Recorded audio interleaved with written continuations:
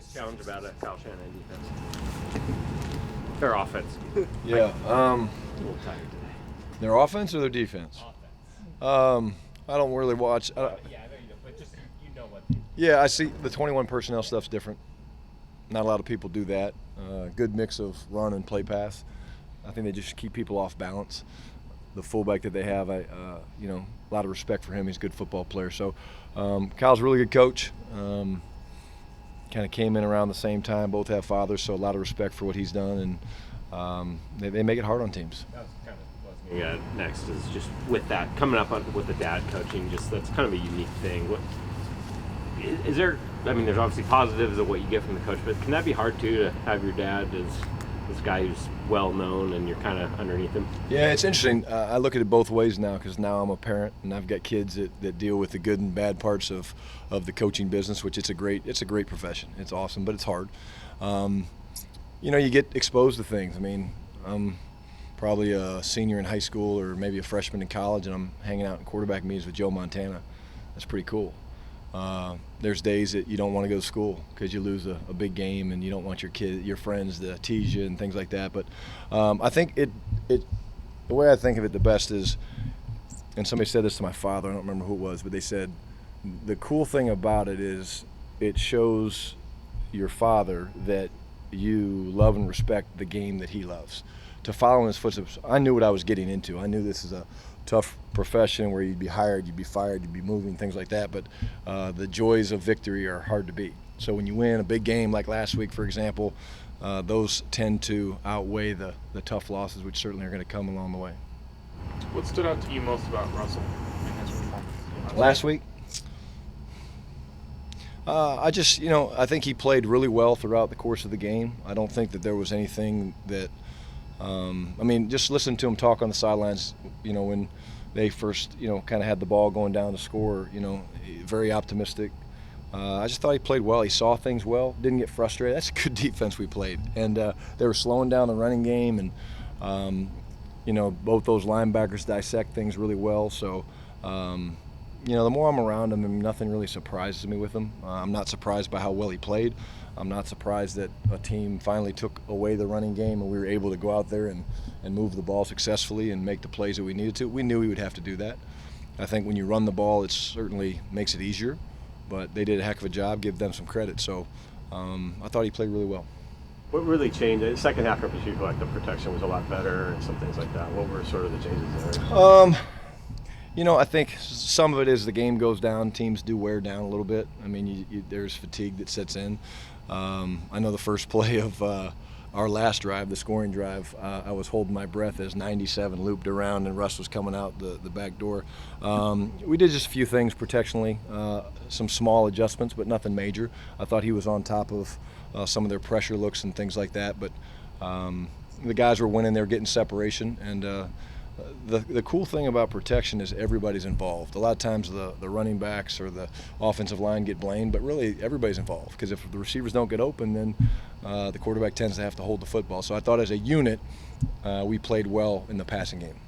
As you've studied Richard Sherman this week, have you noticed the same things you've noticed for 8-7 years, or what's changed? Yeah, I still see a really good football player. I still see a guy that dissects things really well. I think, his ability to pattern, read, and recognize things is uncanny. I still see a guy playing at a high level. So it's been cool to be around the guys that know him. They certainly know him way better than I do. I think it's interesting because, they know him, he knows us. And so that's what's going to make for a fun matchup on Sunday. Does that mean you call or design plays differently than just the film tells you because you're going to listen to the Baldwins and Wilsons that know him so well? No, I think, we just study the film. I mean, it's not us playing Richard. It's obviously the Seahawks playing the 49ers.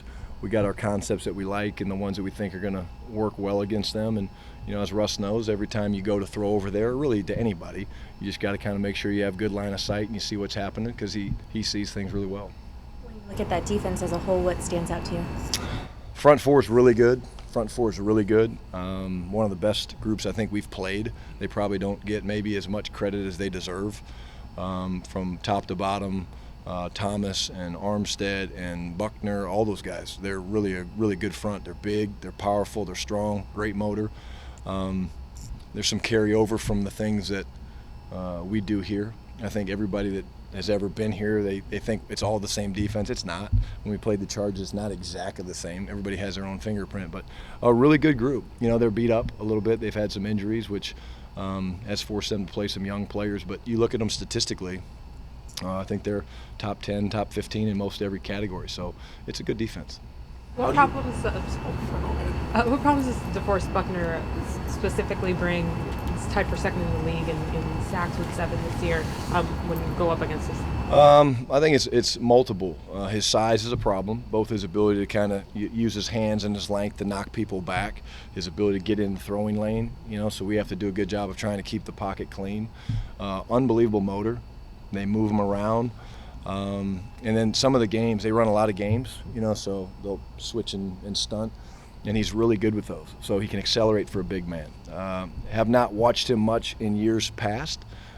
Really a good football player. A lot of respect for him. How do you find a way to integrate J.D. McKissick into this kind of loaded backfield? And then also, second part of that, does his kind of versatility make it easier to integrate? Well, the versatility certainly makes it easier because he can do so many different things for us. We don't try to force people into the game. There's things that we like each guy doing, but we're comfortable with everybody doing it. We'll have some things for JD that, if we have the opportunity, we'd probably like to have him tagged on certain things. But we'd like to get him into the game and get him into the flow and see how he does. I know he's anxious to do that, but the versatility is the main word that I would use. There's really nothing that he can't do or that we're not comfortable with him doing. And again, coming back, he's excited to be back, and he's had a good week of practice. The 4th and 3 for the touchdown last week, I assume there's kind of multiple options there, but did you see that kind of unfolding and that David became a really good option early in that play? Or? Yeah, I think in those situations, you have a thought process. Really, even before the play, you got a handful of plays you're gonna pick. We always kind of talk about you think of players over plays in those type of situations. With our 3 guys out there, you saw Russ kind of came off and was trying to see the matchups, and you kind of saw the safety leaning towards Doug a little bit. We had gone after 35 a little bit early in the game, and so that kind of led him back over there. But there was multiple options. Tyler Lockett ran a great route. He was wide open on kind of a crossing route. But again, there's a handful of plays in those situations where you're going to be like, okay, it's going to be one of these 3 to 5 things, and of course you just got to go and execute. And if it works, you usually look smart, and if it doesn't work, there's obviously going to be the naysayers. I'm guessing you didn't have Lockett taken off of field quite like that when you drove that play. No, that one wasn't designed. To have him have that knack to know that have the sense that there's going to be open space there, and to take that vertical and to make something like that happen on that play. What kind of goes into that and his ability? Well, again, I think the first thing you point to is the protection. I mean, the protection was really, really good. I mean, because Russ has been known to extend plays and take his time, and so that's the first thing. They did an awesome job, and there was a tough look. But Tyler's a football player. We talk about it. He's the guy that occasionally gets to, get the double passes and things like that because we trust him. But it's something that they work on. I mean, we coach it, but again, it's hard to coach that. Like, they've been doing it together for a long time. And Tyler, I guess, I didn't know this. Russ told me in the meeting that day, but Tyler does stuff like that during walkthrough. So he plays the game in his mind, which is again really cool that he's out here and we're walking through, and some guys just want to kind of get through the walkthrough, and he's out here thinking of ways that he can do things maybe better that might work when it's needed, and that's why you see him make plays like that. What was going on with the communication? Russell said there was a headset issue in the game. Yeah, early in the game there was some coach and quarterback stuff wasn't working. That happens. It's not the first time it's ever happened. It's a little bit always unsettling, but it's just part of the game, and you have other ways to deal with it. So the cool thing with him is you can kind of let him go, and occasionally he's looking over like, you got it? I'm like, no, you're good. So he called a couple plays and did a great job with it. So how else do you work around it? You run plays in. We actually ran one in with JB. That was cool. I was like, you good? He was like, yeah, I'm good.